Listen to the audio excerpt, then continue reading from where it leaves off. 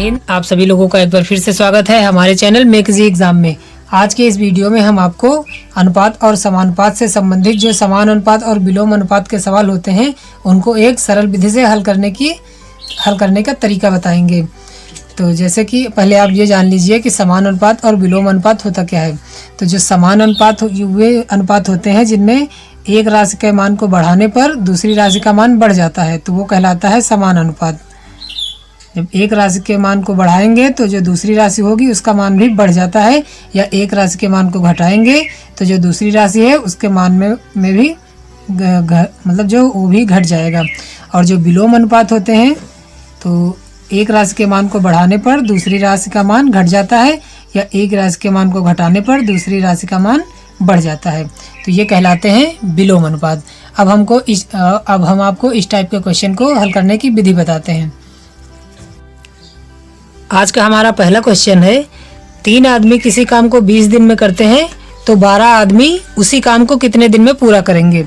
तो सबसे पहले आप लिखिए, एक तरफ आदमी लिखिए और एक तरफ दिनों की संख्या लिखिए। तो हमने लिख दिया एक आदमी और एक साइड में लिख दिया दिन।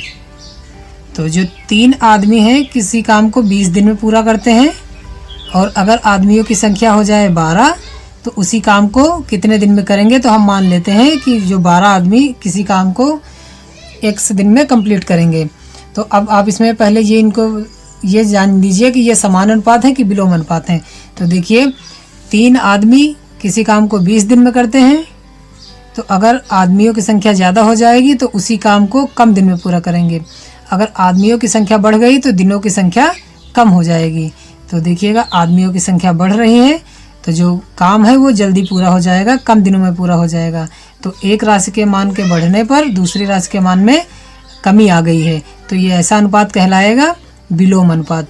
और विलोम अनुपात है तो इसको आप ऐसे लिखिए 3/12 इज इक्वल टू, और इधर से देखिए यहाँ से स्टार्ट किए थे एरो के स्टार्टिंग से हेड से, तो इधर से भी स्टार्ट करिए। तो इधर नीचे x है, x को लिखिए और ऊपर ये 20। अब इनको क्रॉस मल्टीप्लाई कर लीजिए। तो पहले आप इसको 3 से कैंसिल आउट हो जाएगा, कैंसिल कर दीजिए। 3 × 1 = 3, 3 × 4 = 12। तो कितना आया 1/4 इज इक्वल टू x/20। अब इनको आप क्रॉस मल्टीप्लाई कर लीजिए। तो देखिएगा 20 इज इक्वल टू 4x। यहाँ से आप x की वैल्यू फाइंड कर लीजिए, चाहे आप इसको 4x इज इक्वल टू 20 लिख लीजिए। तो x कितना आ जाएगा 20/4। अब x से आप इसको कैंसिल आउट करेंगे तो आएगा कितना 5। तो ये 5 हो जाएगा आंसर। इसका मतलब है कि 12 आदमी जो काम है उसको कर देंगे वो लोग 5 दिन में कर देंगे, और जो उसी काम को 3 आदमी 20 दिन में करते थे, और अब 12 आदमी उस काम को करेंगे 5 दिन में। ये हो जाएगा हमारा आंसर। अगला सवाल है, 20 मजदूर एक कुएं को 1 महीने में खोदते हैं, तो 5 मजदूर ऐसे ही 2 कुएं खोदने में कितना समय लेंगे। तो इसमें 2 कुएं पूछा है, तो पहले हम एक कुएं खोदने में कितना समय लेंगे उसको निकालते हैं। तो एक तरफ आप लिखिए मजदूर और अगली तरफ लिखिए दिनों की संख्या।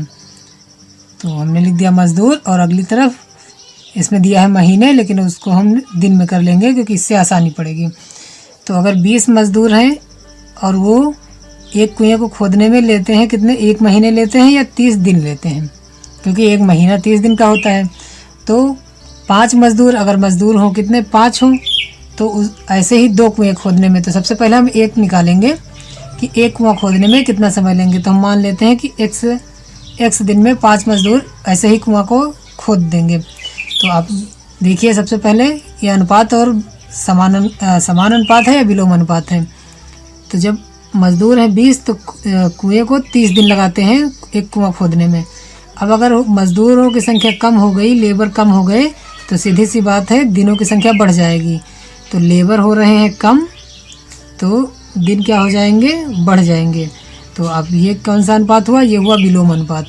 अब अगर ये विलोम अनुपात है तो इसको आप ऐसे लिखिए, पहले आप एरो वाला पार्ट लिखेंगे 20/5 इज इक्वल टू, तो इसमें भी एरो वाला पार्ट लिखिए, x है एरो वाला पार्ट और ऊपर 30। अब ये कैंसिल आउट अगर हो रहा है तो कैंसिल कर दीजिए, 5 से 20 कैंसिल कर दीजिए, आ जाएगा 4। तो इधर आ जाएगा 4 और इधर कितना x/30 का इधर क्रॉस मल्टीप्लाई कर दीजिए तो x हो जाएगा 120 दिन। मतलब है कि जो अगर 5 मजदूर हैं वो 120 दिन में 120 दिन लगाएंगे ऐसा ही कुआं खोदने में, एक कुआं खोदने में। और प्रश्न में पूछा गया है 2 कुएं खोदने में कितना समय लेंगे। तो जब एक कुआं खोदने में 120 दिन लेंगे तो 2 कुएं खोदने में कितना समय ये लोग लेंगे, ये लेंगे 240 दिन।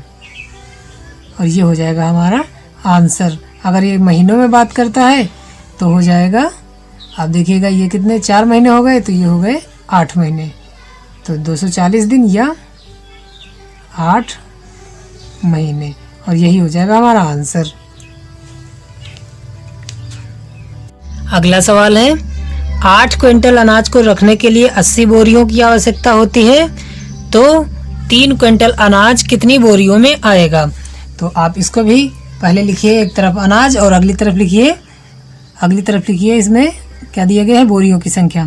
तो आप अनाज लिखिए एक तरफ और जो दूसरी तरफ लिखिए बोरियां।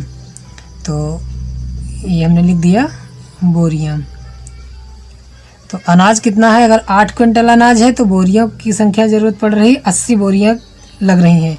और अगर अनाज हो जाए 3 क्विंटल तो हमने मान लिया कितनी बोरियां लगेंगी, वो लगेंगी x लगेंगी।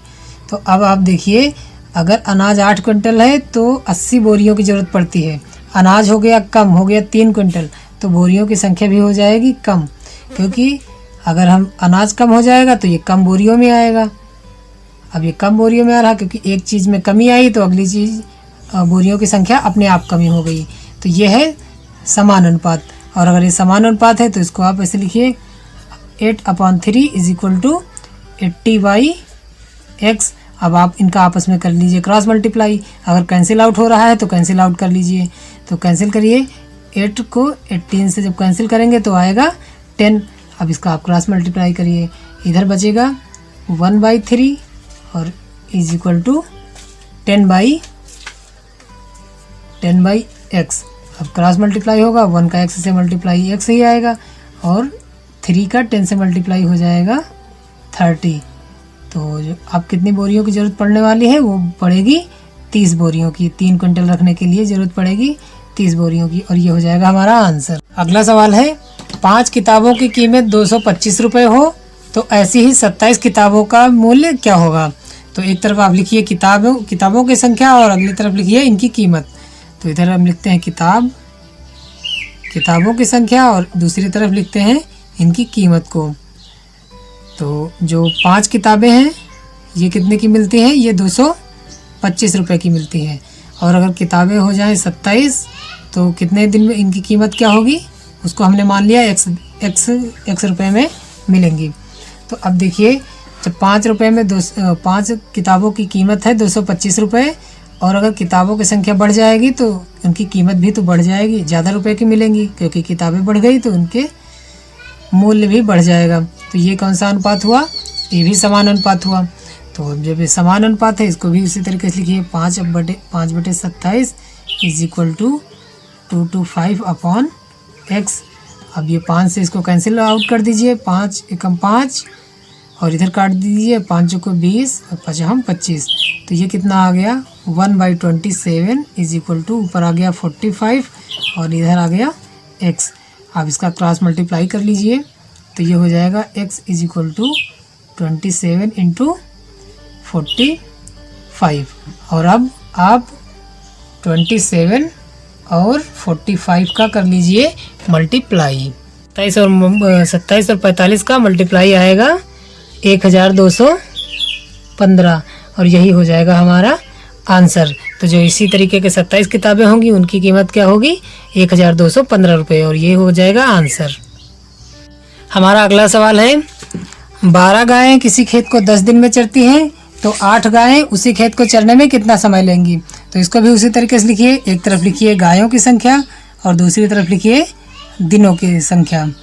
तो जो 12 गायें हैं वो किसी का एक खेत को 10 दिन में चर के ख़त्म कर देती हैं।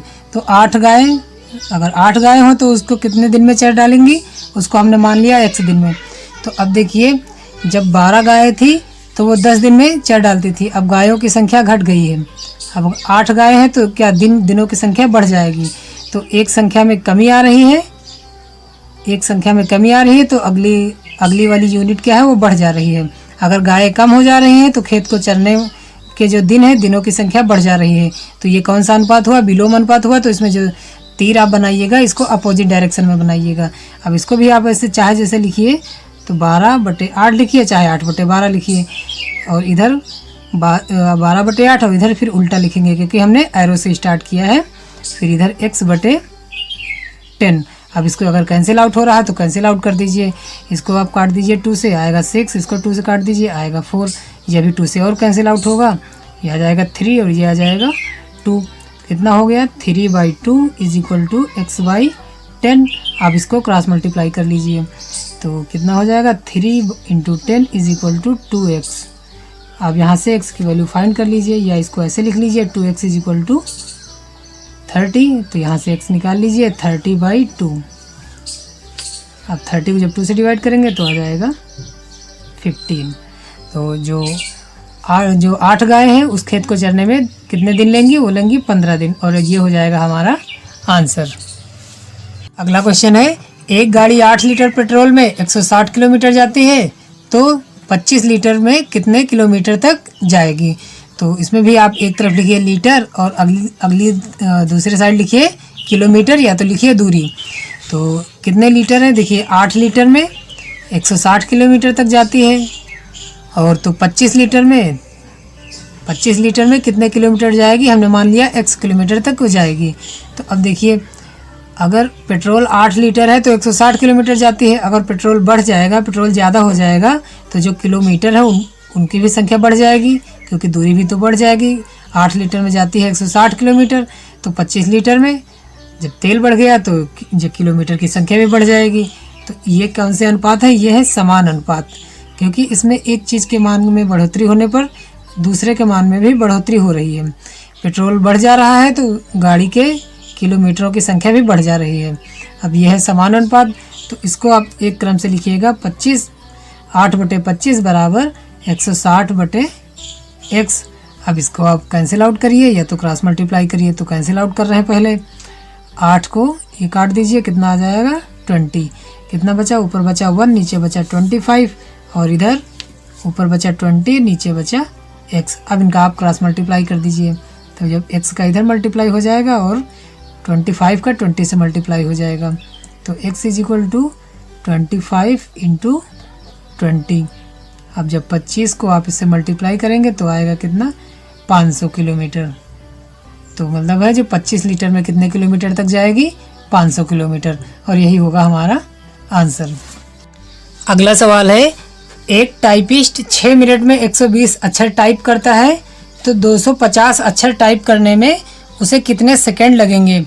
तो इसमें आपको दिया है, अक्षर दिया है और समय दिया गया है जो कि मिनट और सेकंड में है। तो हम इसको पहले एक यूनिट में रखेंगे। तो पहले कितना दिया गया है? अक्षर दिया गया है, एक तरफ हम लिखेंगे अक्षर और एक तरफ लिखेंगे समय। समय जो 2 अलग अलग यूनिट में दिया है उसको हम एक ही यूनिट में रखेंगे। तो अगर वो जो 120 अक्षर टाइप करता है कितने? 6 मिनट में, तो आंसर सेकंड में पूछा गया है तो हम इसको सेकंड में कर लेते हैं। तो 6 मिनट में कितने सेकंड हो जाएंगे? 60 से गुणा कर देंगे तो हो जाएगा 360 सेकंड। तो 360 सेकंड मतलब 6 मिनट में 120 लेटर टाइप करता है। तो अब उसे 250 अक्षर टाइप करने में, अब अक्षर कितने हो गए? 250। ये इतने अक्षर टाइप करने में उसे कितना समय लगेगा, मतलब कितने सेकंड लगेंगे? हमने मान लिया उसे x सेकंड लगेंगे 250 अक्षर टाइप करने में। अब देखिए, अगर अक्षर है 120 तो समय लगता है 360 सेकंड, और अगर अक्षरों की संख्या बढ़ गई, लेटर हो गए 250, तो फिर समय भी तो बढ़ जाएगा। तो इसलिए ये है समान अनुपात है। और अगर ये समान अनुपात है तो तीर का निशान एक जैसा होगा, एक ही ओर होगा। तो इसको वैसे लिखिए 120/250 = 360/x। अगर कुछ कैंसिल आउट हो रहा है तो कैंसिल आउट कर दीजिए। देखिए 0 से 0 कैंसिल हो जाएगा, और ये जो 12 है ये 36 कैंसिल हो जाएगा।